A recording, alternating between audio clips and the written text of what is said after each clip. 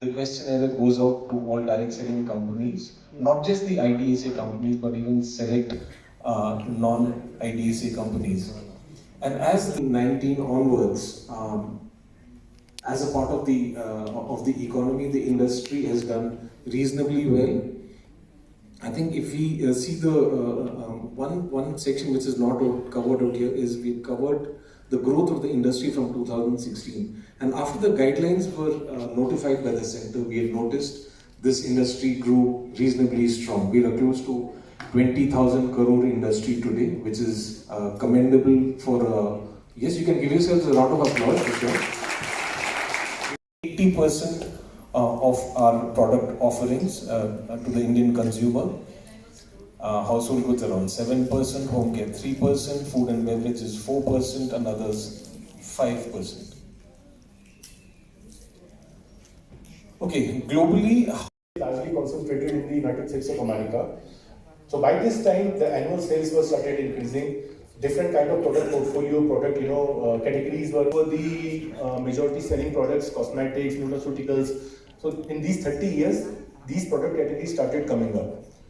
By 90s, our portfolio happened, new kind of products, new kind of compensation plans started coming. 96 is the year when we officially claim or we believe that the direct selling industry started in India. Why? Because this was the year when Government of India gave some relaxations in the FDI policy, taking advantage, taking benefit of which several multinational companies like Amway or Oriflame Herbalife, they entered India, as well as many Indian companies like Modi Care, they started their operations. 2017 was the year, 2016, you all know, was the year when the direct selling guidelines were notified after, nearly 2.5 decades of hard advocacy from the industry. 2017 was the year, I think, that it's considered a milestone. This was the year in which the industry crossed the business of 10,000 crores in India. And as we all know, 2019 is now. By global sales, now which are the most selling products when it comes to direct selling channel of distribution? So, wellness and cosmetics, we are virtually looking at about 60% of the turnover of the entire industry coming for these two product categories alone. And that's why in India, you see every company has these two categories or at least one of significant share. Then clothing, financial services, here I would like to add that in India, you cannot sell financial products through direct selling, it's legally banned. But globally, financial services is around 4%, holds 4%. The women are actually driving this industry forward. And I often say, wherever I go, so if I ask you as an audience, which sector or which field do you think employs maximum number of women? People will say healthcare, people will say teaching, women are there in teaching. But actually it's direct selling, where the absolute number of women who try.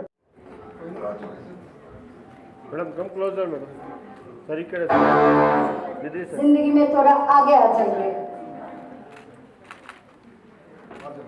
The next award is from For Life.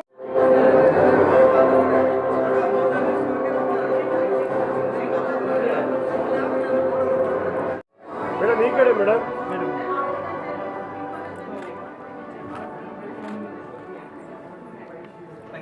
Okay, we have.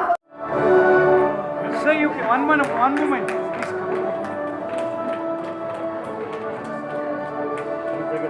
ಚಪ್ಪಾಳೆ ನಿಮಗೋಸ್ಕರ ಹೊಡೆಯುವಂತ ಚಪ್ಪಾಳೆ ಅದ್ಧೂರಿಯಾಗಿ ಬರಬೇಕು.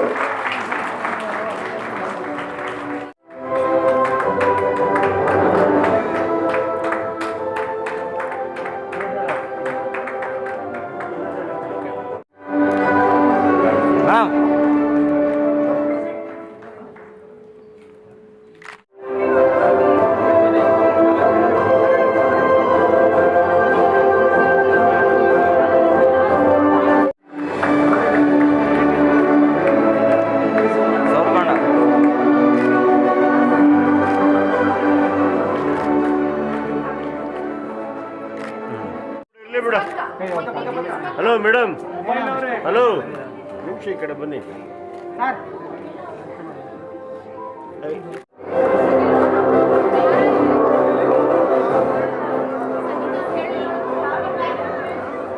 Last but not the least, Blue Light, you can build up your career much more in the heights.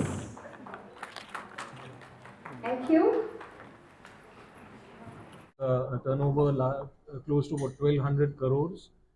And more critically, there are 70 lakh people, 70 lakh plus people who are earning livelihoods from this industry in Karnataka. Vivek, would you like to add something? No. Yeah. Sir. Anything else, sir? Tell about you. So as Rajat said, so we have unveiled the survey, and Karnataka rank number 5th in the direct selling industry. And as we see, it's this is the only industry which is having the double-digit growth. CAGR, if you see, is 13.67. So the purpose of this meeting today was, one, to unveil the survey, and secondly, the interaction of the direct sellers with the authority. Directly how the government is working or progressing on the rule. What we learned from the government that they are in the draft stage. The rule has been, government is working on the monitoring committee, and soon with our inputs, they are going to release the rule, which will be not only beneficial for the consumer, but also for the direct selling entity in the state. Sir women's के लिए किस तरह फायदा होता है sir इसमें क्या फायदा है Sorry, sir. वुमेन्स के लिए किस तरह फायदा होता है Women's के लिए क्या फायदा है?